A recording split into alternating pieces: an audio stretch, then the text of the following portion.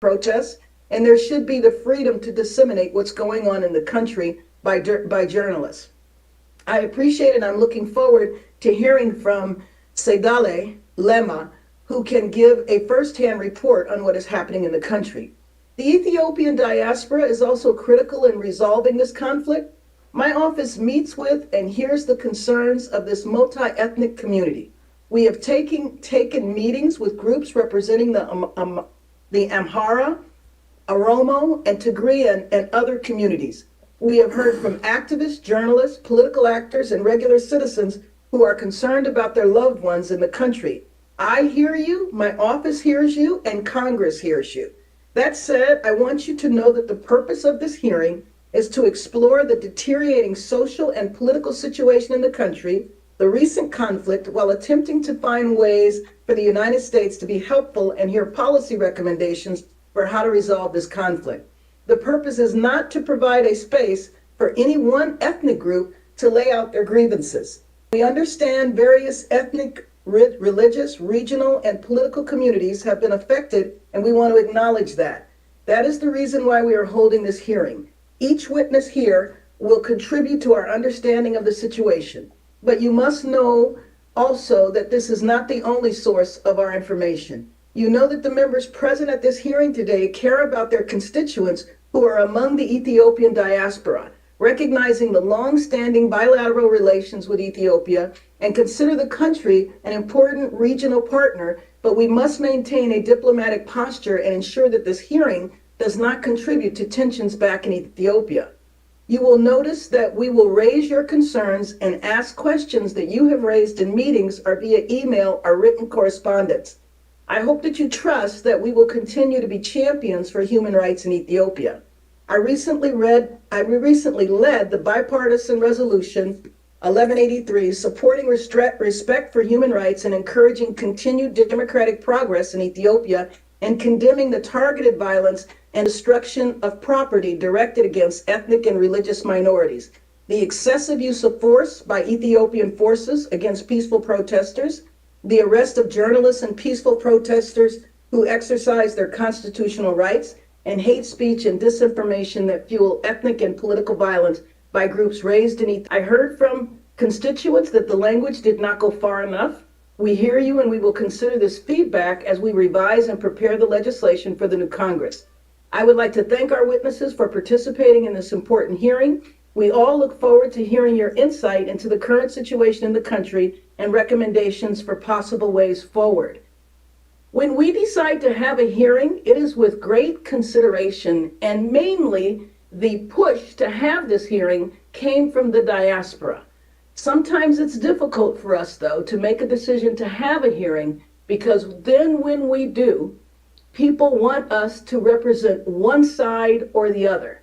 And that's not the role for us to play here in Congress. So hopefully you will find this hearing productive and you will understand that we are committed to the U.S. playing a productive role and assisting Ethiopia find its way to peace and unity.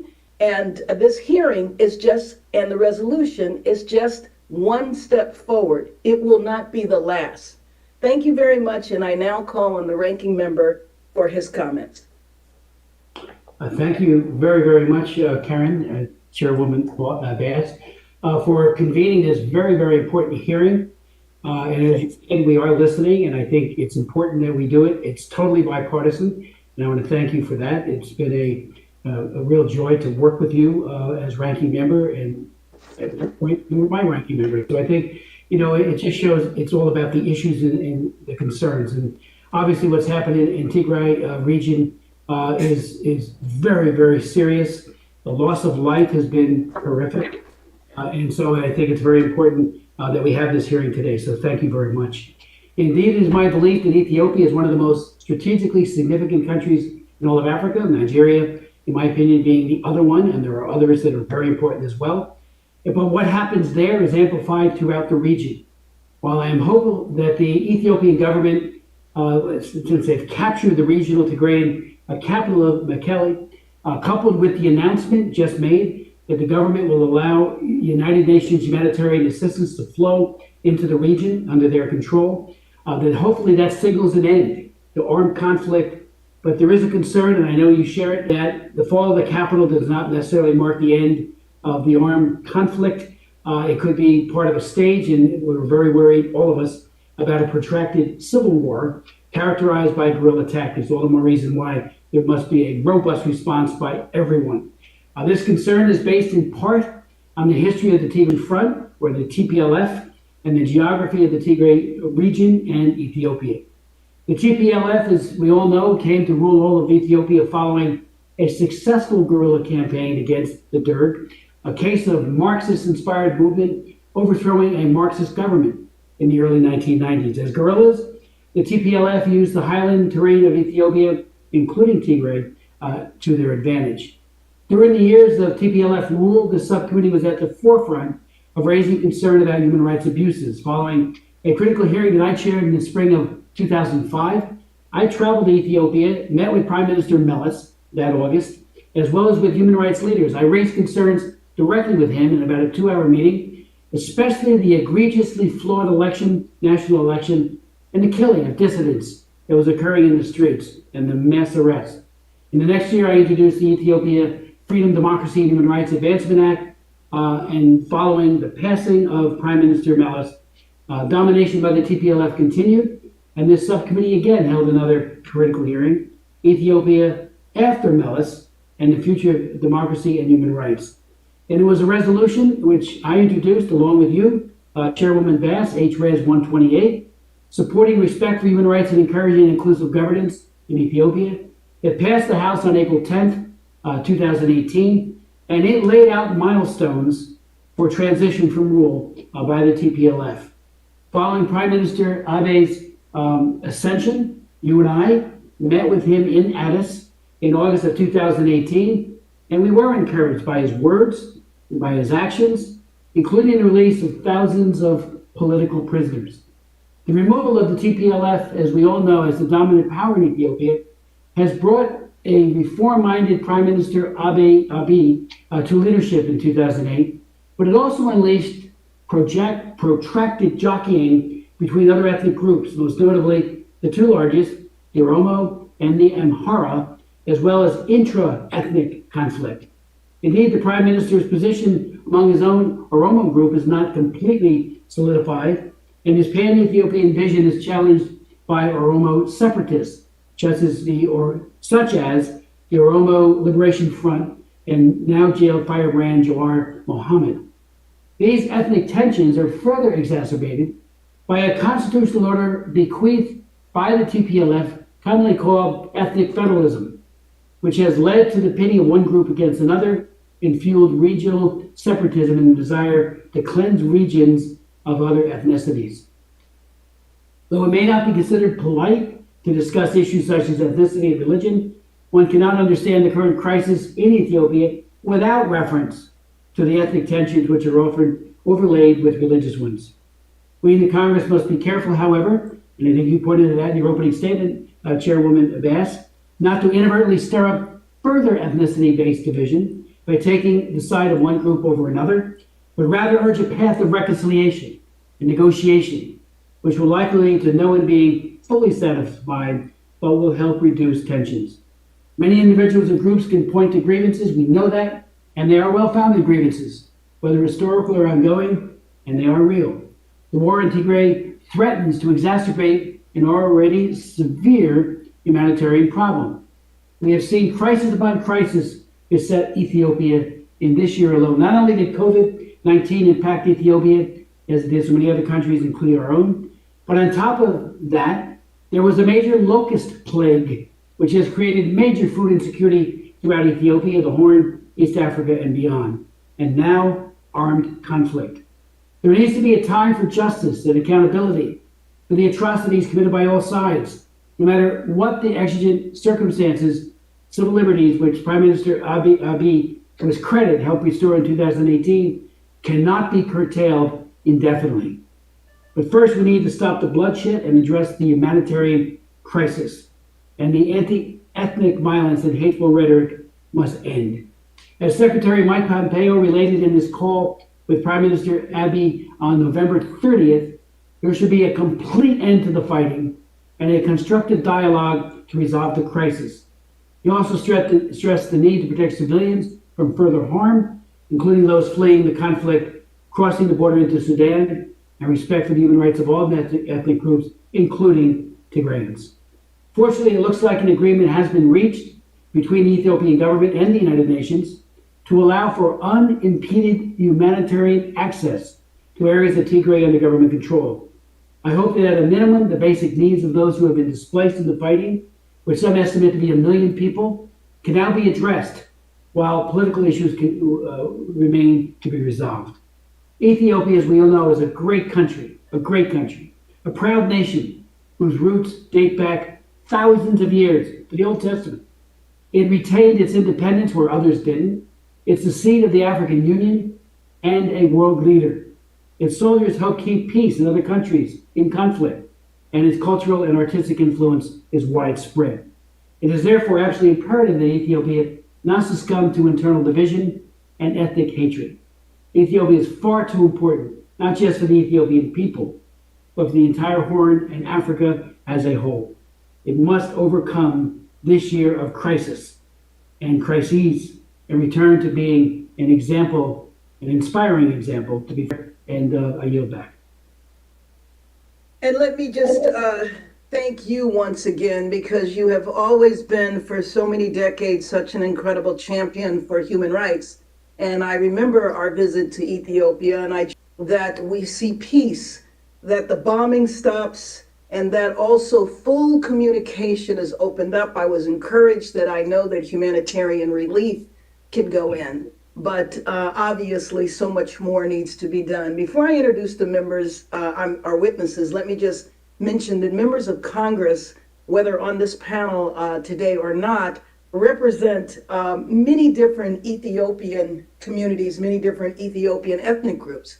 And I suspect that some of the members that are here today might, when it gets to their questions, reflect the questions from that perspective. That is one of the ways that we will try to handle the incredible amount of text messages, emails, phone calls that we have received from various sectors of the Ethiopian diaspora.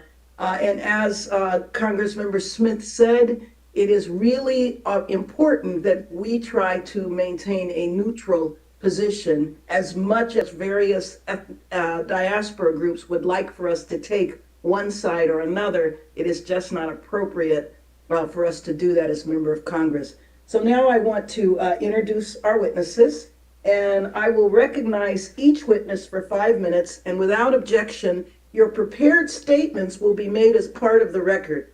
I will first call on witness number 1 for their testimony, but before, let me read the bio of all of the witnesses. Our first witness, Mr. Yosef Bagwaza, is a senior regional advisor at Freedom House managing Ethiopia programs. Prior to joining Freedom House, he was Secretary General of Ethiopian Human Rights Council, Ethiopia's foremost human rights organization, most known for monitoring and reporting on human rights violations.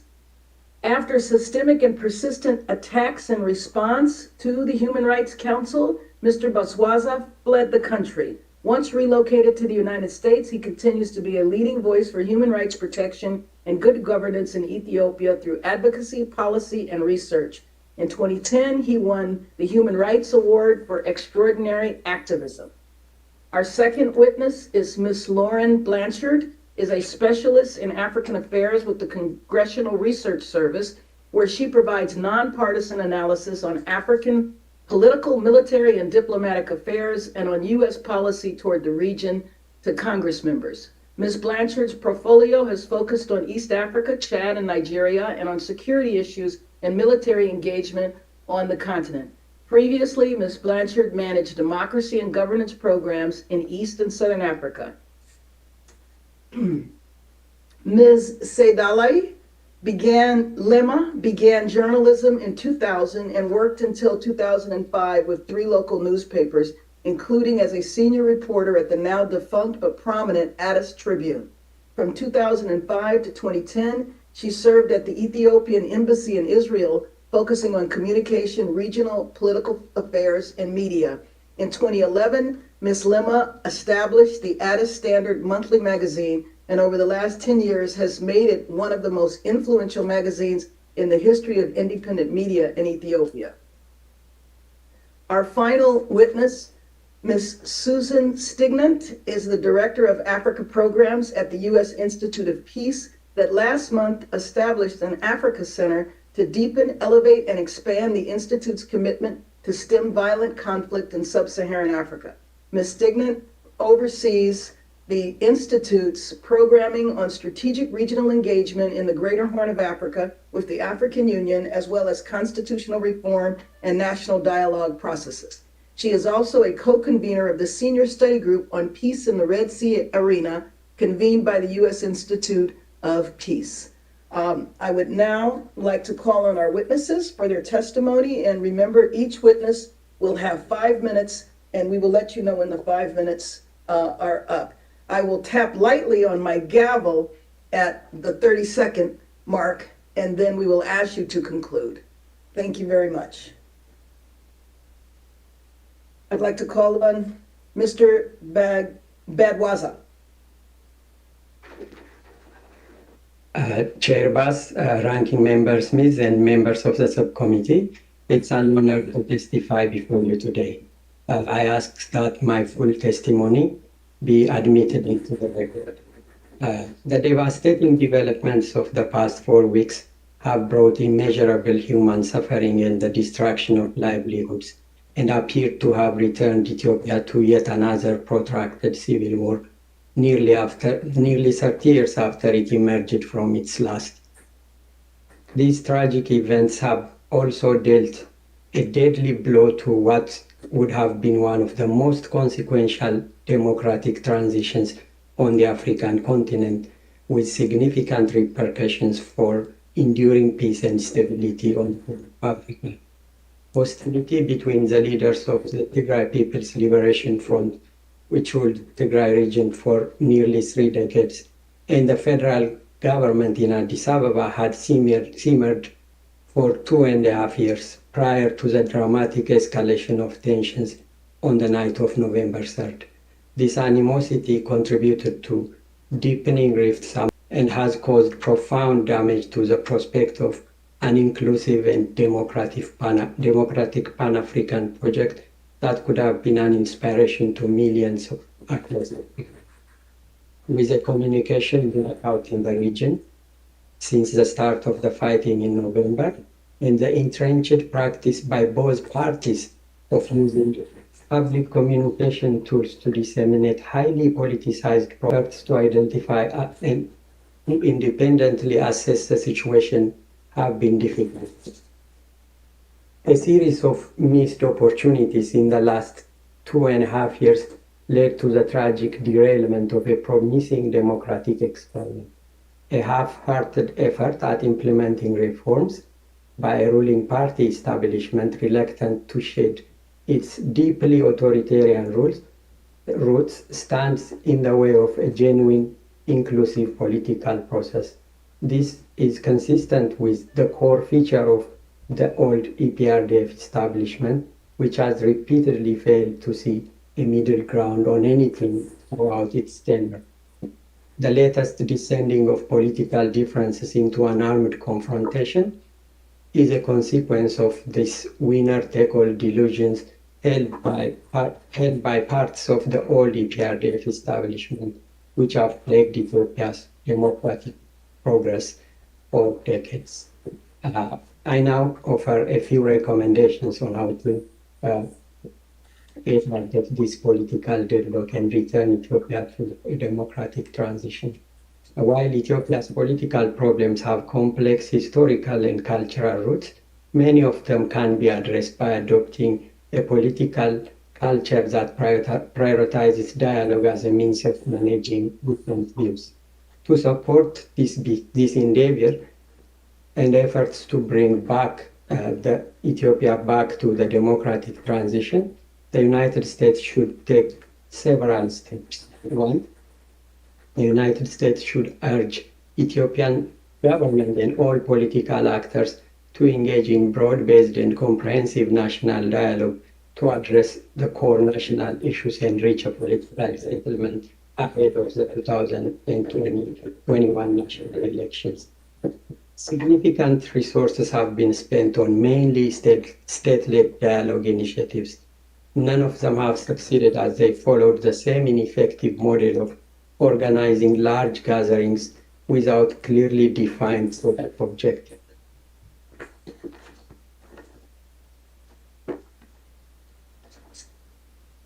And agreed upon rules of engagement. For dialogue initiatives to be effective and get political process back to track, they should incorporate several steps. One, dialogue should be preceded by an audit of political actors conducted by independent groups, including civil society. And the dialogue should be inclusive and reject the idea of what many call an elite pact, but should also be preceded by an audit of the political groups. There are 170 political parties in Ethiopia, but very few have active membership. The audit will serve the purpose of determining which ones represent legitimate views and have interests of communities at heart. Number two, dialogue should be guided by rules agreed upon by all parties. Among others, the rules should identify independent facilitators and sanctions for non-compliance. All parties must renounce the use of violence as a political tool and agree to refrain from inciting supporters to engage in illegal activities. To foster the legitimacy and confidence in the dialogue process, individuals imprisoned because of their political views and journalists and dissidents should be immediately released. Independent civil society, community, and thought leaders will be represented at all levels of the dialogue. Thank you. Thank you very much. I'd like to now move on to our next witness, Seydale Lema, the journalist, if she would please speak. And witnesses know that when it comes to the Q&A period, you will have further opportunity to speak. Ms. Seydale? Thank you, Chairwoman Baz, Ranking Member Smith, and honorable members of the House Subcommittee. I'm honored to be here to testify about the tragic political trajectory my beloved country, Ethiopia, is confronted with today. The timing for this hearing could not have come at the right moment, provided that the topic to be covered not only deals with the conflict itself, but its complex root cause and recommendations on how to address the crisis in order to help prevent the security situation further deteriorating in Ethiopia and the wider region in the Horn of. The source of the last 30 days military conflict in Tigray is fundamentally political, and as such, inseparable from the cascade of other political crises that rocked Ethiopia for the last 2.5 years, and which have contributed to the astounding number of ethnic, religious, and political violence that continued threatening the country, weakening the state, and causing devastating sufferings to Ethiopians across the country. The conflict in Tigray, although alarming in the immeasurable amount of the suffering it has caused to civilians, especially Tigrayans, it should therefore be not viewed in separate and one-off event. In my view, the conflict is a cumulative result of 3 major political failures. The first one is the ill-timed and unceremonious collapse of the then ruling party, the EPRDF, over which TPLF had a monopoly.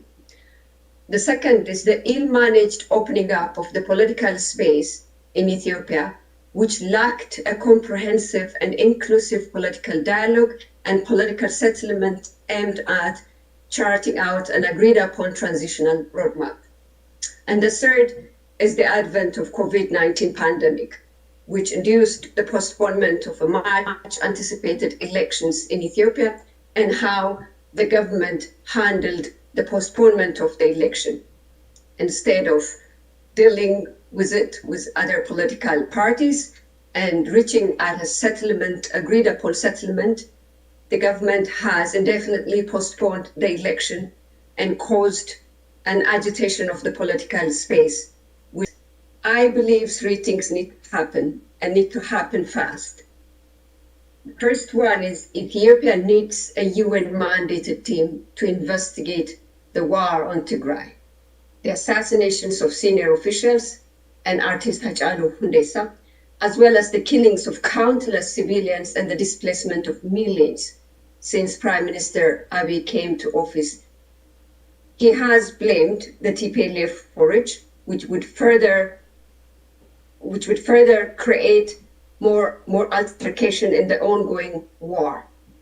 There are repeated recommendations, including one made by USIP now, for independent and transparent investigations from all corners around the world.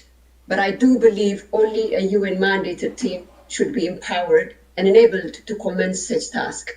As a result of a deeply polarized society, no other institution, from Ethiopia's Human Rights Commission to Amnesty International, earns the trust of Ethiopia's polarized society to conduct such important task the same way as a UN mandated and a politically insulated investigation team should. And her global human rights update delivered at the 45th session of the Human Rights Council on the 14th of September 2020, Michelle Bachelet, the UN Human Rights High Commissioner for Human Rights, said her office was ready to support a thorough, independent, impartial, and transparent investigation of the assassination of Hachalu Hundessa and subsequent violence that really altered the political landscape in Ethiopia. This offer has not been taken up yet, and I do believe it is time we take Ms. Bachelet's offer and acted on it.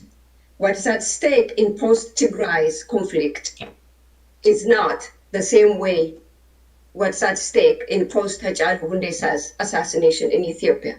Nor can the US afford losing Ethiopia, one of its staunch allies and a force of stability in the Horn and beyond, and wishes to get away with it like it did with Somalia.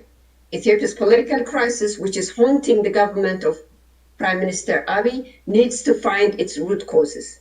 A UN-mandated investigation team is the only place to start looking for in order to hold to account those who have wreaked havoc for the last 2.5 years and continue to find a closure. Ethiopia must also commence an all-inclusive political dialogue as soon as possible. And that should be preceded by the release of all political prisoners. Now, excuse me. Let me move on to the next witness, please.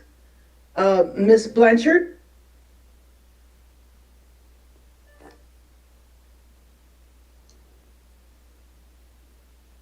Is Ms. Blanchard with us?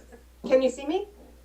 No, but keep talking. I think the Okay. camera to you. Okay, sorry, I seem to be having a video problem. Can you hear me though?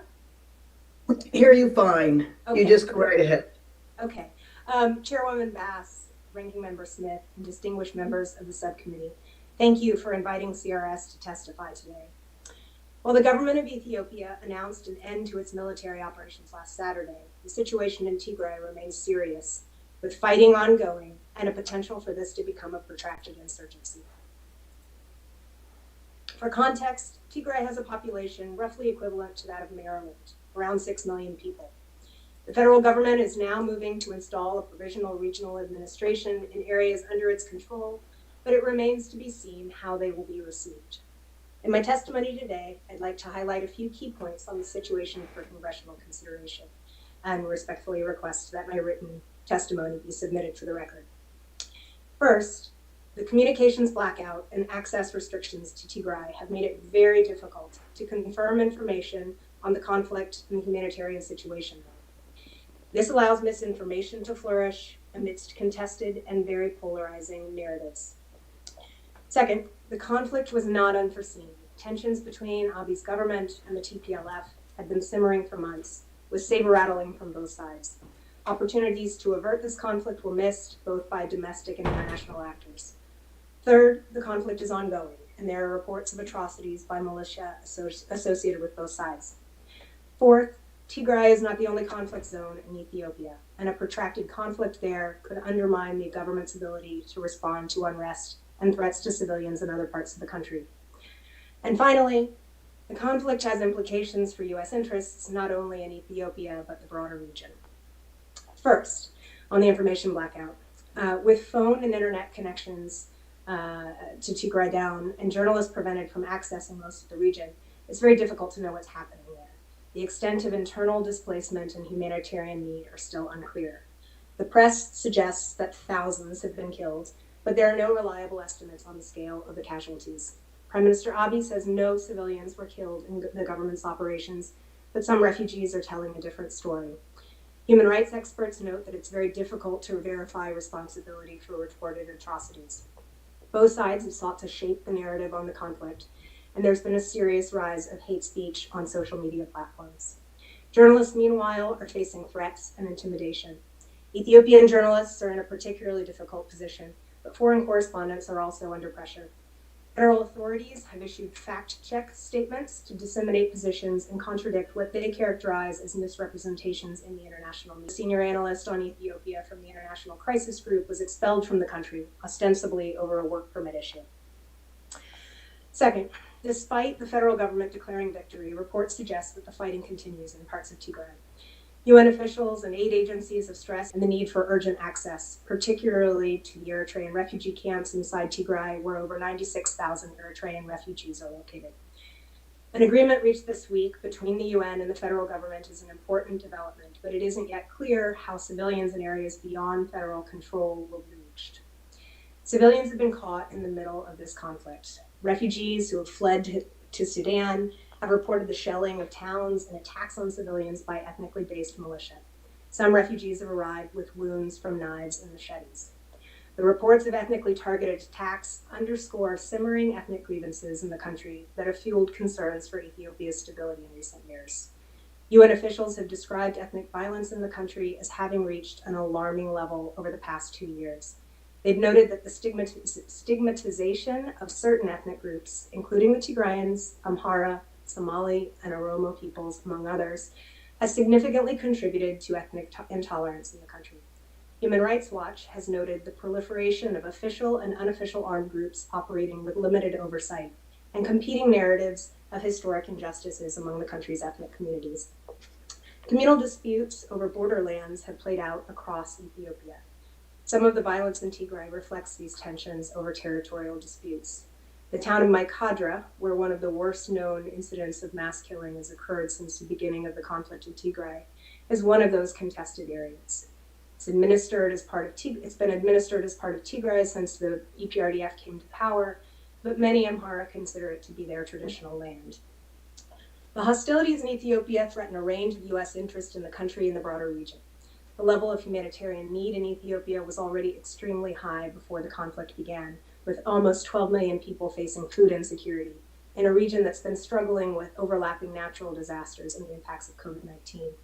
The conflict poses risks not only for Ethiopia's democratic transition, but also potentially neighboring Sudan's. The reported role of Eritrea in the conflict further complicates the situation. Thank you. Thank you. We will come back to you during the questions. Thank you very much. Our final witness is Susan Stignett. Thank you, Chairwoman Bass, Ranking Member Smith, and members of the House Foreign Affairs Subcommittee. Thank you for the opportunity to testify and for your leadership on this issue. I'm the director of the Africa programs at U.S. Institute of Peace, although the views expressed here are my own. Political transitions rarely move forward with consistent, one-directional progress.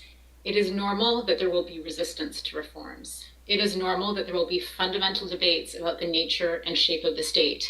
And it is expected that the legacy of a system that was based on exclusion and repression over decades requires sustained generational efforts to forge justice and genuine inclusion. And as have discussed, and failed efforts of dialogue, it is deeply concerning but unsurprising that Ethiopia's federal government and the Tigrayan People's Liberation Front would view the exercise of force as logical, effective, and even necessary in the short term. However, all of our best thinking and practice and knowledge underlines that violence does not work. This knowledge has forged consensus about the imperative of prevention in U.S. policies and assistance, and this approach needs to be at the center of US policy and partnerships with Ethiopia. The reverberations resulting from the violence have exacted intolerable costs, humanitarian, human, economic, food security, and Ethiopia's own regional leadership. And these have provoked core questions about the trajectory of the transition and should provoke a fundamental reassessment of US policy. In this spirit, I'd like to focus my testimony on 4 recommendations for the US administration and the continued leadership from this committee to end and prevent further cycles of violence. First, the US administration and Congress need to continue to send consistent private and public messages about the imperative to de-escalate violence, also to actively discourage outside military engagement and pursue a political solution. The US can and needs to underscore the long-term costs that the conflict will have on Ethiopia's economy and international image. The US can signal and galvanize broader coordinated support with global partners for the African Union's leadership to silence and to keep silent the guns. Second, the US administration and Congress can actively request and provide funding for independent investigation. Allegations of incidents that could amount to war crimes have been reported by all parties. Investigation and documentation are needed to deter further violations, mitigate the risks of escalating rhetoric, and provide a path towards justice and accountability. Preliminary reporting by Amnesty International and the Ethiopian Human Rights Commission needs to be bolstered by investigations in other areas where fighting has occurred and with those who have fled the country. Amidst the deep polarization, the competing narratives, and potentially complex jurisdictional issues, the UN High Commission for Human Rights and the other UN mechanisms are needed to bolster the existing efforts. Third, the US government can safeguard space for inclusive conversations about the transition. In public and private messaging, the US needs to messages and support for freedom of expression, space for independent journalism, and they need to expand conversations to those who have diverging views. Existing assistance programs in support of the transition and democratic development can be activated to support conversations about what inclusion means and ways that confidence can be built towards dialogue. Structures and mechanisms for inclusive conversations are needed to safeguard the broader democratic transition and to prevent backsliding. Conducting credible elections will eventually depend on fostering security, trust, and reconciliation. Ethiopians will need to feel confident that engaging in political debate and campaigning is possible. And eventually, agreeing on changes to the federal structure will require sensitive discussions and negotiations. Setting a precedent that such changes will be done through dialogue and not imposed will be critical. Finally, the US can and needs to engage Ethiopia in the context of a new political and diplomatic strategy for the Red Sea arena that puts inclusive, legitimate governance at the center. A recent bipartisan senior study group convened by USIP determined that in recent years, the geopolitical and geoeconomic dynamics of the Horn are increasingly tied to the Middle East. And yet, the US policy has not kept pace with these changes. To overcome the bureaucratic seams, there's a need to designate a special envoy with responsibility or the deputy secretary to bridge between the Horn of Africa and the Middle East. There's a need to realign US assistance to promote inclusive, legitimate governance and economic growth, possibly by designating the Horn of Africa as a priority region under the Global Fragility Act. And there's a need for sustained active congressional engagement to strengthen the coordination between congressional bodies on a trans-regional and interdisciplinary basis, and to encourage bipartisan congressional champions to provide particular support to the transitions in the Horn. Thank you very much. Let me take this opportunity to thank all of our witnesses for taking time to be with us today, and also as we navigate this COVID virtual environment. We're used to having hearings in person, and so this is a bit challenging. I now want to go to questions. I will recognize each member for 5 minutes. I will start with myself, then go to ranking member, and we'll go back and forth, Democrat, Republican. I'd like to ask our witness that just finished testifying. You were talking about the relationship of the Horn and the Middle East, and I wanted to know if you could expand on that a little more, referencing specific countries and what aspects of the relationship were you referring to. After that, I'd like to ask Mr. Bagwaza if he would talk about what are some of the minimum preconditions that have to be met for a genuine national dialogue that could lead to an effective political settlement. I'd also like to ask Mr. Bagwaza if he would comment about the U.S. response so far, which has been to suspend aid. And well, not oftentimes, but when this administration suspending aid might be a tactic that is used, but I'm just not sure whether that helps move the country toward peace. So would you please begin? Ms. Stigman. Thank you for that question. I think if we look at the recent transition that took place in Sudan, it helps to point to the way where it's critical to involve Gulf countries. If we look back to the Ethiopia-Eritrea peace agreement and the role that the United Arab Emirates and Saudi Arabia played in helping to convene and move forward that peace agreement, I think it points to the ways that the Gulf countries have a vested and strong interest going forward. There have been some reports and rumors that there might be some level of involvement of the UAE, given its close relationship with Eritrea. I think that, along with the investigations that have been raised, probably needs some further understanding and information and documentation. And I think there's also an opportunity, not just in terms of potentially dangerous actions, but the ability of key partners to Ethiopia, including the Emiratis, to deliver similar messages to what the United States is delivering, that violence is not a sustainable path forward, that the stability and the integrity of the country is critical, and to use some of their diplomatic and financial and technical partnerships to drive in the same direction forward. And so I think there's an increasing thought that ensuring that we think about the interconnectedness of the economic, political, and security aspects is important. The other piece that I'd mention is that there have been efforts, one of the priorities for the federal government of Ethiopia has been to forge a stronger relationship with Eritrea and Somalia. And if we look at line and the strategic positioning of the coastline, this will impact on the overall power dynamics and where the country goes going forward. Thank you very much. Mr. Bagwaza? Thank you, Chair Bass, for those questions. I think as I was reading earlier, in terms of for an effective dialogue to take place and to move sort of the needle from the political stalemate that Ethiopia has found itself and frankly descended into an armed conflict, there should be of how we understand the entire concept of dialogue in a political context in Ethiopia.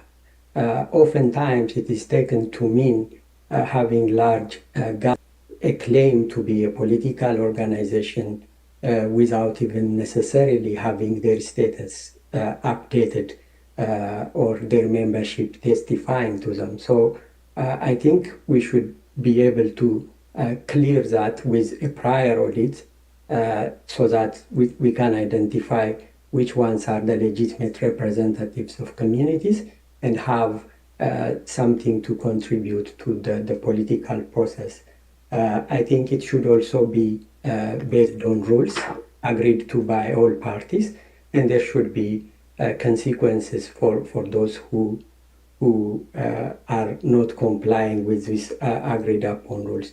And it should not be dictated by one of the parties, one of the contending parties. There should be an agreed upon independent facilitator of this dialogue process. Excuse me, let me ask you, when you say independent in what way? Outside of the country, international, or how can it be internal? Not necessarily. There have been a number of institutions in Ethiopia that have reasonably wide respect and acceptance among the population. This could be from religious groups, interreligious groups.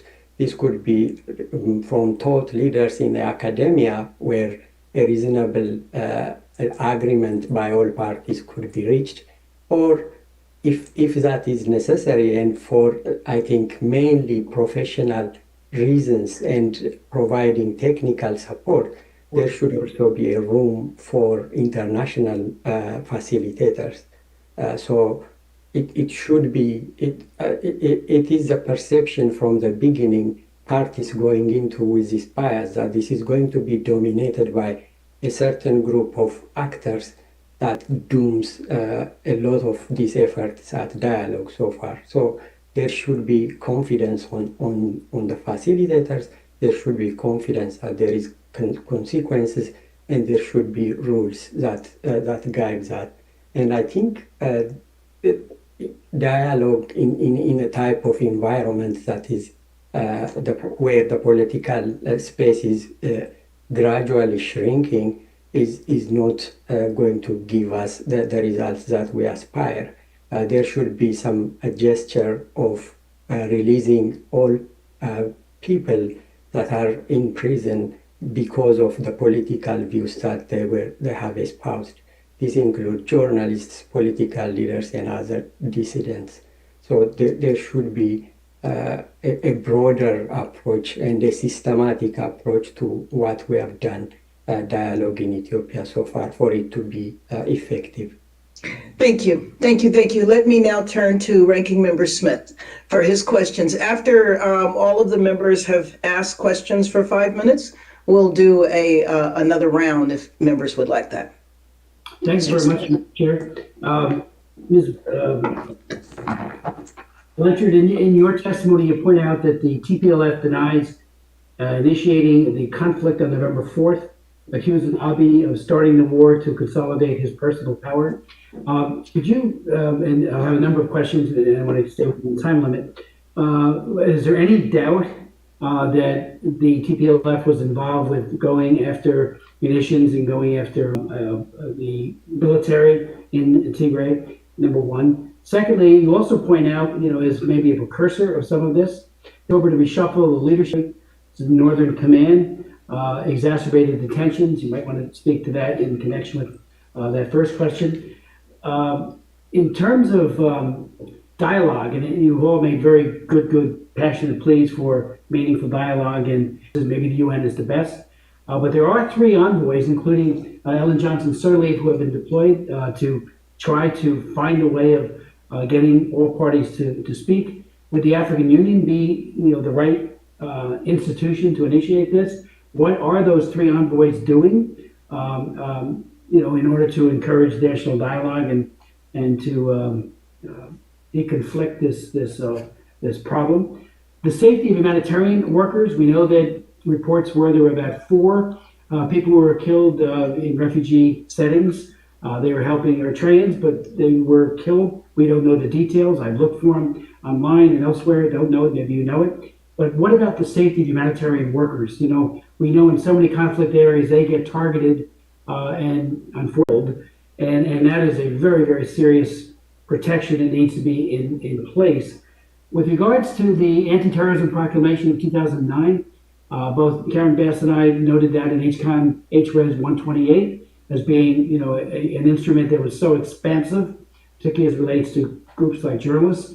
But we know now that there's a new anti-terrorism law of 2009, wide open language about punishing those who incite terrorism. I'm not sure what the definition is, but again, laws need to be well defined, or else they can be easily breached and bad things can happen.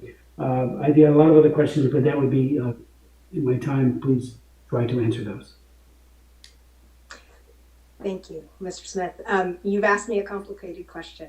The government's narrative, the federal government's narrative, is that the TPLF attacked facilities in Northern Command and killed soldiers and seized weapons. The TPLF debates that narrative, and it's very difficult to ascertain who is right and wrong on this. What we do know is that there was a lot of saber rattling and there were tensions that built up to this. And I want to go back to the postponement of elections and the decision by the Tigray government to go ahead and have their own elections. And basically what that resulted in was both sides declaring the other illegitimate. the government in Tigray saying that the government in Addis, the federal government, didn't have the constitutional mandate to extend its own term and needed to have elections before its term expired in October. And then by the same token, the federal government declaring that the elections that Tigray went ahead and held for regional positions were illegitimate.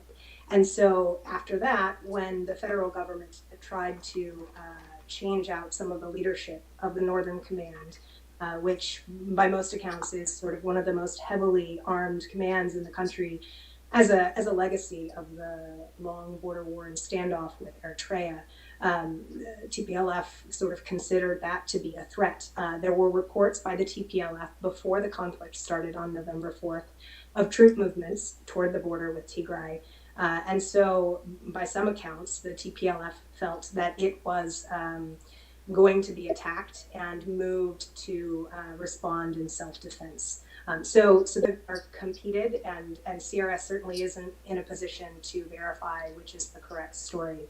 The unfortunate aftermath is that you have a split within the military and security forces in Tigray and elsewhere. There are reports that there's been some isolated fighting among forces, Ethiopian military forces, including in Somalia. One of the things I was going to mention, I ran out of time. Ethiopia is reported to have pulled back at least 3,000, if not more, of their forces from Somalia, where they're fighting al-Shabaab and supporting regional stabilization operations. And there are reports of tensions within the forces. So that is, I think something else of U.S. concern. On the issue of the envoys, President Ramaphosa of South Africa, who is the current AU chairman, appointed these three former leaders to serve as envoys. The federal government in Addis has resisted the idea of mediation, of a negotiation with the TPLF. But those envoys did visit and held meetings in Addis Ababa. I don't think they were able to meet with the TPLF, and I don't know what the status of their engagement is. And there are a lot of, I think, suggestions out there on how to move forward on a discussion that de-escalates the conflict from here. Thank you very much. Let me move now to Susan Wiles. Thank you, Madam Chair. I appreciate it. And thank you for conducting this hearing. My first question is to Mr. Badwaza. Last year, and on November 28th, the Ethiopian Prime Minister declared victory over the Tigray People's Liberation Front and the end of the military operation in the Tigray region. Since then, however, reports of ongoing violence and unrest have continued. What, in your estimation, current state of the conflict with the People's Liberation Front? That's my first question, and then I have two sub-questions to that.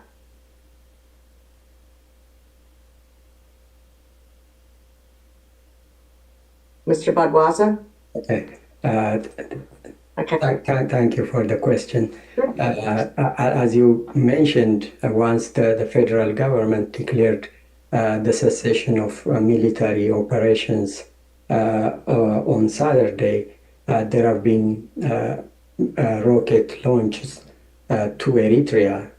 So that is, I think, an indication of the fact that there is still a TPLF force with the capability to engage some sort of military engagement. On top of that, there have been daily reports from outlets that are affiliated with the TPLF talking about downing fighter jets and taking prisoners of war that belong to the Eritrean army. So if the TPLF leadership is fleeing, there is reasonable assessment, and there is reason to believe that at least some of their forces are fighting in some form or another. So again, I would reiterate that it's still difficult to come up with any independent confirmation of what is going on in the region. But I am of the opinion that the fighting has. I am of the opinion that the fighting has not yet completely stopped.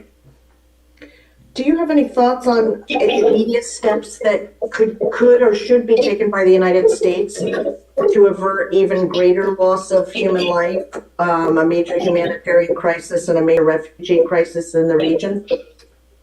I think that there have opportunities and some gestures by the federal government that are being taken. One of them being the agreement that they reached with the UN to supply humanitarian assistance. And I think that should be complemented by reiterating the call for, since the government has already declared that armed hostage steps should be the start of how to engage in peacemaking. So I think these are opportunities for the United States to call for the continuation of dialogue and engagement, particularly giving a chance to the initiative by the African Union, which the current chair, President Ramaphosa, has started. And do you have any thoughts on a longer range, or what the United States should do on a longer range basis to encourage a political resolution to this conflict?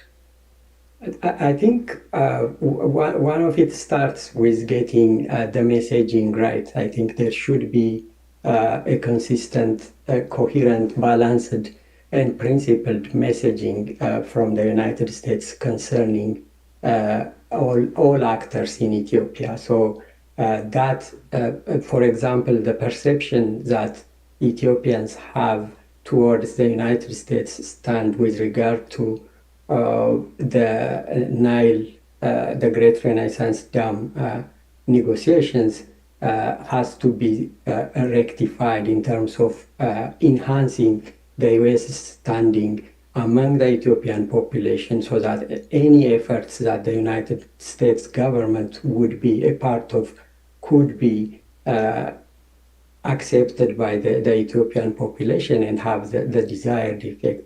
So apart from getting a consistent messaging all across the branches of the United States government, there needs to be a very thoughtful and deliberate approach to reaching the communities from both sides, but the Ethiopian population in general directly, because that is one of the challenges we are looking at in terms of all parties taking a piece of that messaging and trying to use to further their stance.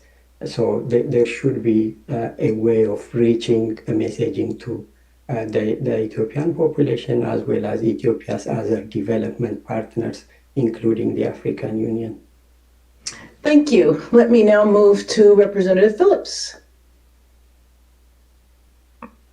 Thank you, Madam Chair, and greetings to today's witnesses, and a special welcome to my friends among the Ethiopian diaspora in my home state of Minnesota, who are surely watching today's hearing with both great interest and equally grave concerns.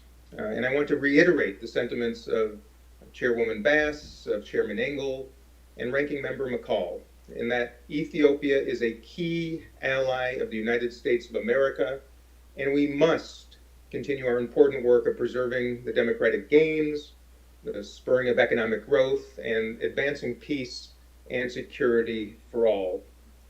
With that said, I remain extremely concerned, gravely concerned by the fighting in Tigray and the risk of internationalization of the conflict and the humanitarian impacts of the conflict as well.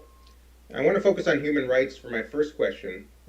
UN officials are saying that ethnic violence has reached, quote, an alarming level over the past 2 years, and note that the stigmatization of certain ethnic groups, including the Tigray, Amhara, Somali, and Oromo, among others, has significantly contributed to ethnic intolerance throughout the country. Recently, Amnesty International, as well as other NGOs, have reported a major uptick in ethnic and religious violence during the conflict, of which we are all aware. So my first question is a very fundamental one. What should and can Ethiopia be doing to better protect civilians from ethnic and religious-based violence? Perhaps we can start with you, Mr. Bodwaza. Actually, before you respond, Representative Phillips, I think your screen is blocked, or we're not sure what's happening with your screen. Go ahead, Mr. Batswaza. Is that on now? No, but you can, don't worry about it if you can't get it on. Okay. Okay. Thank you for those questions. I think the escalation of the ethnic violence, intercommunal violence in Ethiopia can be attributed in part to how wrongly the transition that started in 2018 has been managed so far. One of the outcomes of this transition and the liberalization of the political space over the past 2.5 years in Ethiopia is that the emboldenment of these local and regional actors, and some with ethno-nationalist sentiments, to use even government resources to organize and train ethnic-based militias and special forces, and using those to settle political and territorial scores. There have not been any constitutional foundations to some of these armed groups that every state in Ethiopia now seems to have, the militias. And then those, even by the government's own admission, are being actively used to fuel and carry out some of these very violent intercommunal clashes. So I think for a resolution triggered and to return the political transition back to track, there should be, I think, a serious measure that the federal government should be taking, either to regulate this armed militia and special forces that every region seems to have, and also put a political that regulates political organization in Ethiopia, that is in terms of regulating using ethnic and religious affiliation as a political organizing form. So with these measures and getting the legal and political framework and the regulatory framework right, I think there could be some relief, at least when it comes to the atrocities that the country has witnessed over the past 2.5 years. Okay. Thank you, sir. I'm so sorry about my video. I apologize for that. I'd like to ask if I can continue questioning, Madam Chair. I would like to ask a question about the elections, of course. As you all know, Ethiopia's election board announced in March 2020 that national and regional elections scheduled for August would be postponed because of the COVID-19 pandemic.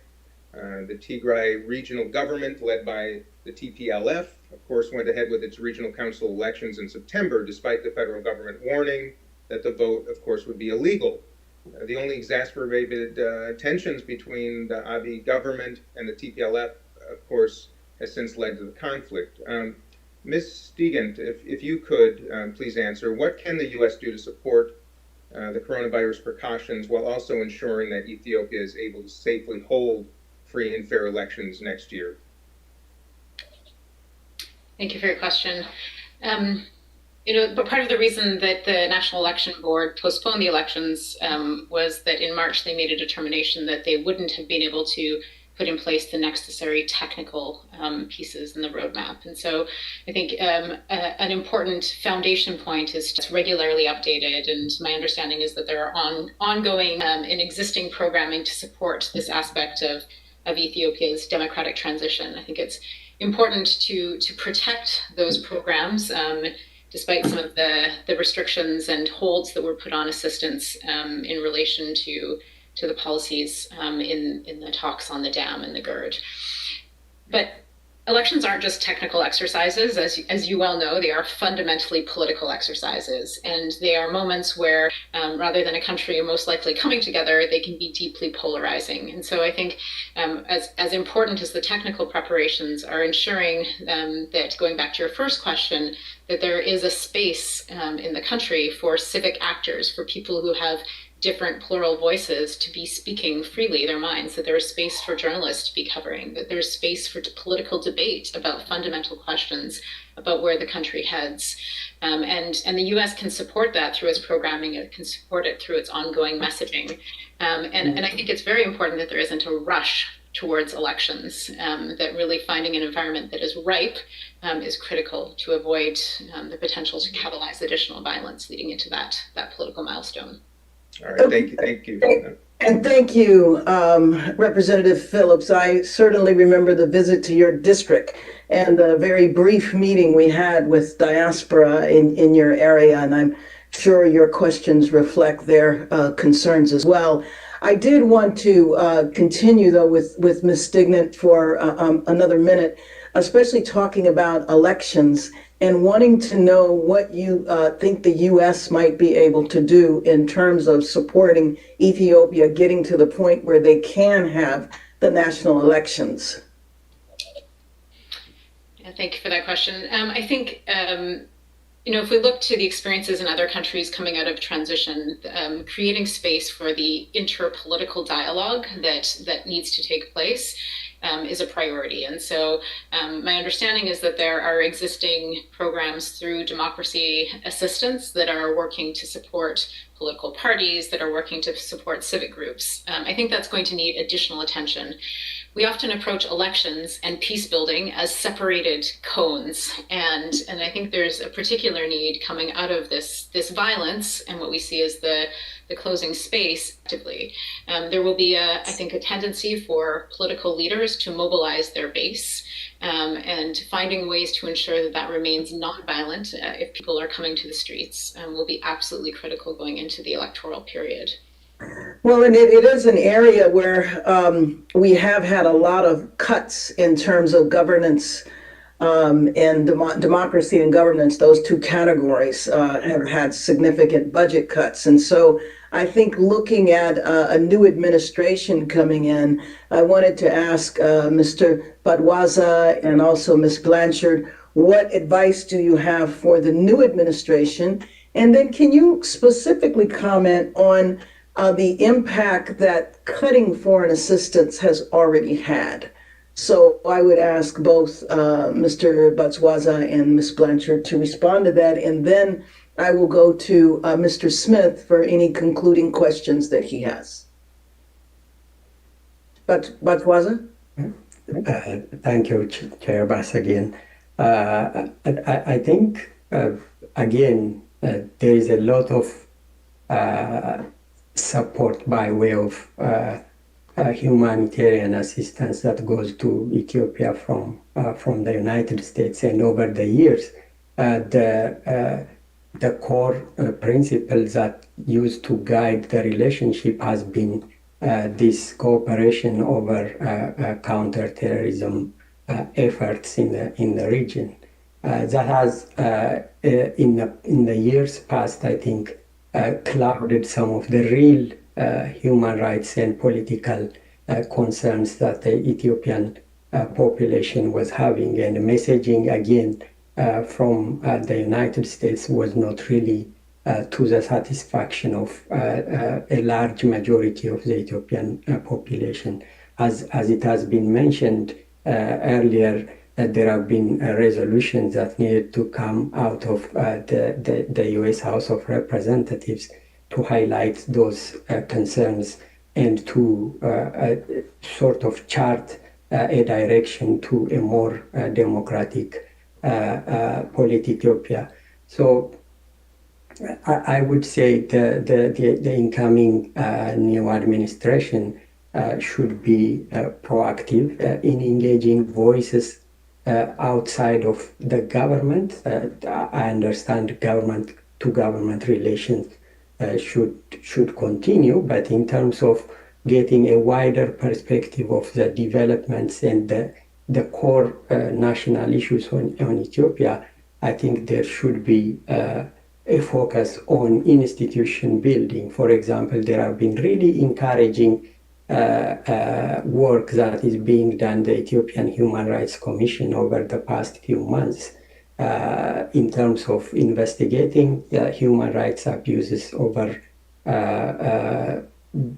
all over the country, and also trying to hold officials to account to their deeds. So I think the United States should focus on encouraging institutions like this one and building independent media which could foster the culture of inclusive dialogue and independent analysis of events instead of the one we are seeing based mainly on hateful practices, hate speech, and dangerous speech that is being particularly in many cases produced by members of the diaspora and being imported to the conversation in the domestic political spheres. I think there are measures that need to be taken in terms of trying to tame the impact of these harmful interventions from actors both inside and outside of Ethiopia, and the United States government can support independent groups, independent institutions, including the media, to try and counter those harmful narratives and foster the culture of inclusive political dialogue. Thank you. Ms. Blanchard, if you could quickly respond, because I've actually run out of time. Sure, absolutely. You asked about the U.S. assistance and how it's changed. And of course, democracy and governance funding and programming in Ethiopia prior to the transition when Abiy came into office was limited in large part because of the restricted political space in the country. It's since expanded, particularly with the aim of supporting democratic elections. But that assistance has been impacted by the suspension related to the GERD negotiations. As you know, in August, the administration suspended roughly $260 million in assistance to Ethiopia. Of that total of $260 million, at least $30 million has been redirected elsewhere. It was expiring. And of what remains, by my tally, over $20 million in governance and democracy and human rights related funding is effective.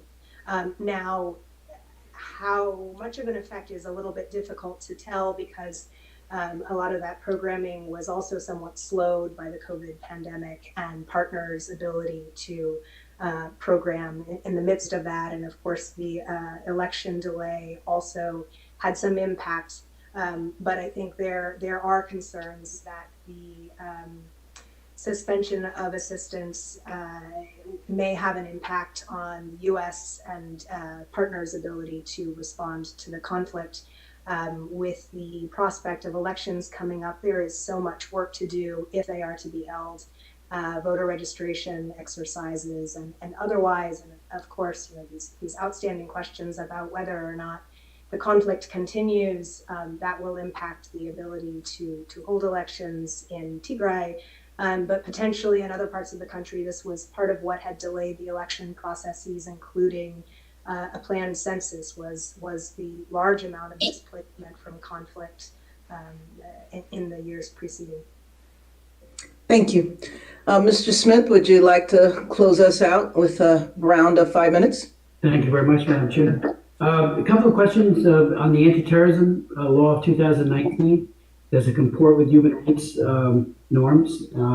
Did it truly replace the proclamation of 2009, which we were very, very critical of? The safety of humanitarian personnel, we didn't have time to get an answer to that. Do you feel that there will be enough assurances there?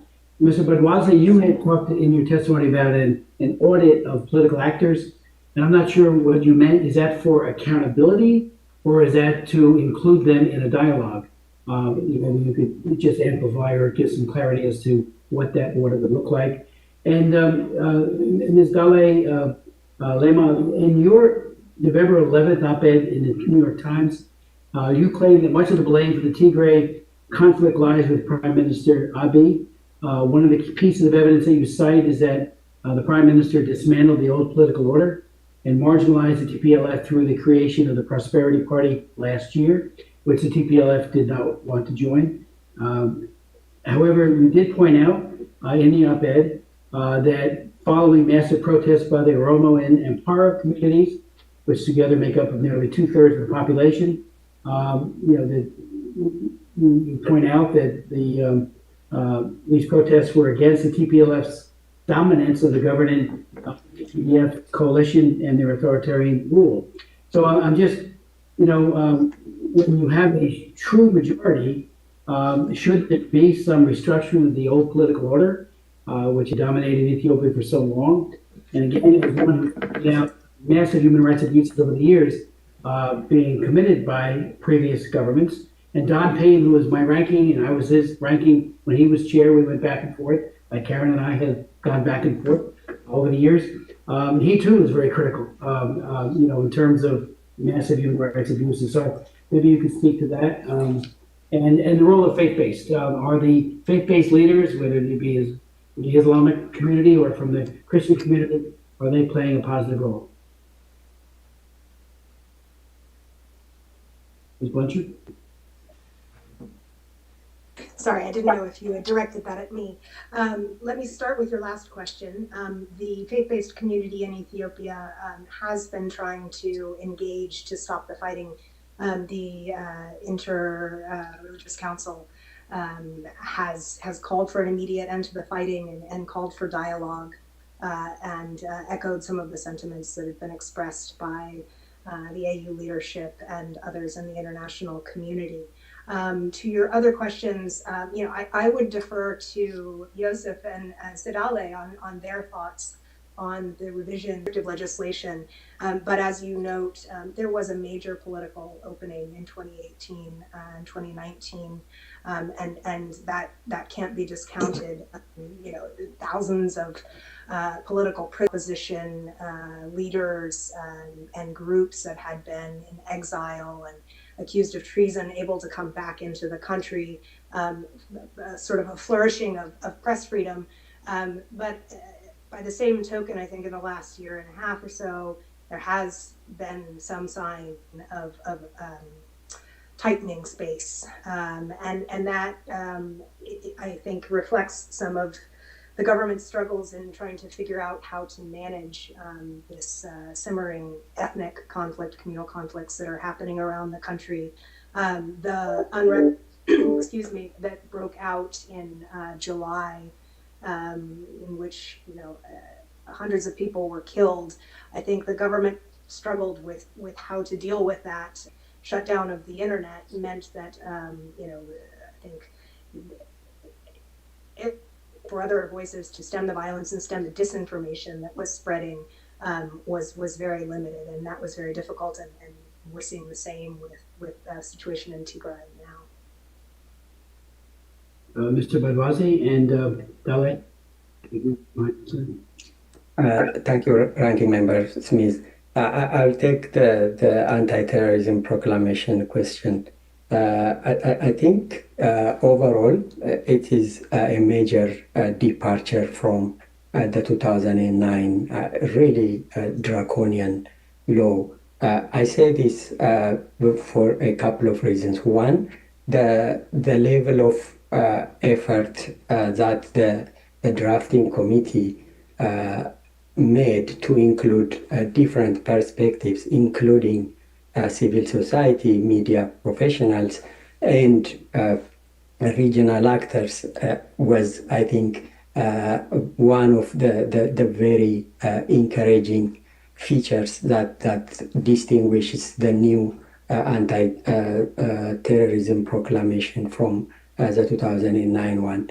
And in terms of content, secondly, I think the changes it made to the acts that were considered a terrorist deed, and also the evidentiary provisions that it introduced by rejecting some of the very controversial aspects of the older law. I would say this is a much better, a much better piece of legislation as compared to the 2009 one.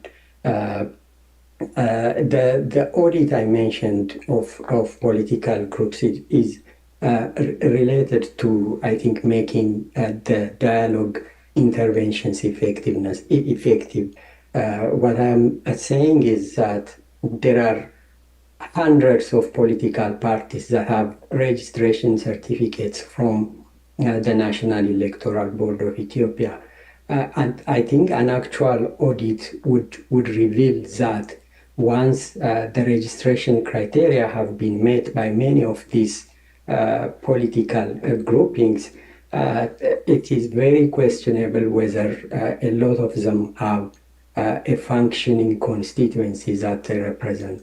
Yet many of these groups get to a gathering that is named dialogue, and you see a venue full of people talking about different priorities of their own, sometimes individual, sometimes small group, mixed with political groups that have genuine political agenda, economic plans, and socio-cultural policies to actually transform the lives of people for the better. So my suggestion is to try and sift which ones are really working for the good of the population, and which ones are just representing their own interests, or they wanted to be staying in the political scene without necessarily having a viable policy framework to offer to the Ethiopian people. So that is what I meant by an audit should be conducted. Thank you, Mr. Badwa. Ms. Lima? Yes. Thank you, Ranking Member Smith. You have asked a very legitimate question, and we all know what led to the Prime Minister Abiy Ahmed's ascent to office is that there was a very, almost after the 2015 election, the first thing that happened was rejection of the result of that election, in which the EPRDF won more than 99% of the seats. So there was that very legitimate rejection. It has lost its legitimacy. It has grown into a chronic, a collection of some, crony members of the elite, the top elite. So the Ethiopian people detested EPRDF. And as such, there was a legitimate need to dismantle it.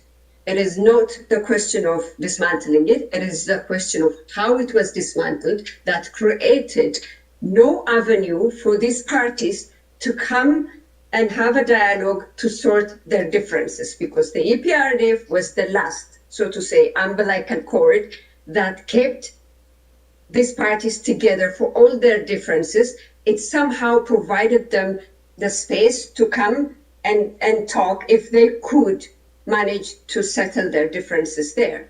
With that dismantlement, it wasn't only, the question became not only not having the space to discuss, but also a question of power. Because when you dismantle it, you pushed away the people who held it together and who monopolized it. This is one point. The second one is, for 27 years, the country did not have any other political order except for the EPRDF. So when you dismantle that, you are unleashing a political force without having an alternative that could absorb the shock that would come as a result of dismantling.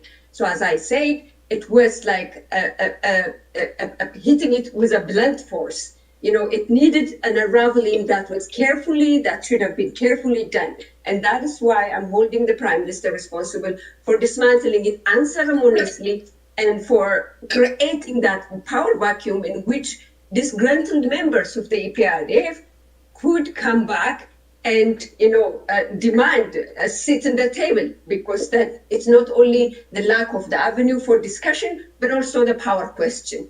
And that is what is leading the multiple crises in the country. It also led to have no political viable force in the southern nations, where in the southern nations and nationalities when the regional state was undergoing through an increasing number of questions for self-administration. The dismantlement of the SEPDM in the southern nation has led to the vacuum of a mediating force between these rising questions for self-administration and the central government. So these self-administration questions have led to multiple violences that we have seen in the last 2.5 years. Thank you. Thank you. Representative Phillips. We'll try this again. Thank you. Sorry for my AV problems. Thank you, Madam Chair. Ms. Lema, I'd like to continue with you relative to the free press. The Ethiopian federal government, of course, has cut phone service and internet communications with the Tigray region and restricted journalists' access, making it awfully difficult for the outside world to verify any information that we are hearing. Of course, we're all seeing continued reports of detention of political opponents, and it's deeply troublesome. So please, very specifically, what can the United States do to ensure access of the press and due process in Ethiopia during these trying times? And Ms. Lema, I'm going to ask, because we actually are over time for the hearing, so if you could respond quickly, and then we will wrap up the hearing. Thank you very much. It's not too late for the government to allow independent journalists to travel to the area. However, to find out what exactly happened in the last 1 month, it would be even too overwhelming for even powerful media, independent media, to establish. And without establishing what exactly happened in the last 1 month, it would be very difficult to solve the problem. Going forward, it remains very crucial that communication is restored and that Tigrayans that are living outside of the region have the right to find out what exactly happened to their family, not only for journalists, access to journalists, but they have the right to find out whether their families are dead or alive. So the restoration of communication as soon as possible is immediate. And the United States can do that by having a conversation with the federal government, opening up all communication, allowing journalists to travel to the area, those who can't travel to the area, and continue filing the reports from the ground and talking to other people. This remains very crucial, and it cannot wait a day. I couldn't agree more, and I'm grateful to you, and thank you for your time today. Madam Chair, I yield back. Absolutely. Well, let me thank the ranking member, Mr. Smith, and the other members who attended, and especially all of our witnesses. Thank you so much. We know this is such a crucial time in Ethiopia and in the entire region in East Africa. And in about 50 or so days, we will have a new administration coming in, which I think it's going to take some time for them functional and for all of the top officials to be confirmed. But I think that we need to look forward to see what can the U.S. do, what kind of assistance can we provide. Clearly, we need to make sure that the accounts for governance and democracy are well funded, and so that we can participate in whatever way possible in helping to bring peace to Ethiopia. Thank you very much, and I call the meeting adjourned.